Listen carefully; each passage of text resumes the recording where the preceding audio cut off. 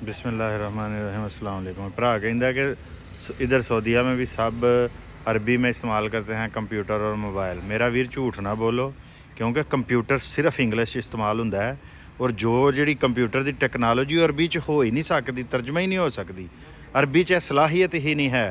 तो असी क्योंकि कंप्यूटर इंग्लिश च इस्तेमाल करने तो सऊदीया वाले तरस चले ने कि वह पाकिस्तान को इंग्लिश ले लैन, पर असी उन्होंने देनी ही नहीं।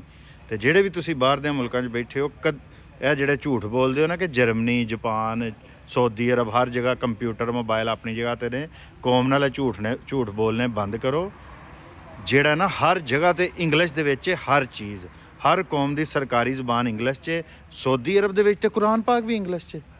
वो भाजी उत्थे हर शै इंग्लिश च। आंदे ने कि अरबी ज़बान जिन्नी देर खत्म ना की उन्नी देर असी तरक्की नहीं करनी। तो असी पंजाबी ज़बान दे विच पागलां हर पढ़ा रहे हैं बच्चों नूं। साडे बच्चे फर पंजाबी बोल रहे हैं, यूनीवर्सिटियां प्रोफैसर पंजाबी बोल रहे हैं। तो असी इन्ने अगां लंघ गए, अमरीका वाले साडे ते रश करते हैं। तो खबरदार जे तुसीं ये दस्सिया कि दुनिया दीयां दूजियां कौमां दे विच इंग्लिश नहीं बोली जाती, हर जगह इंग्लिश बोली जा रही है।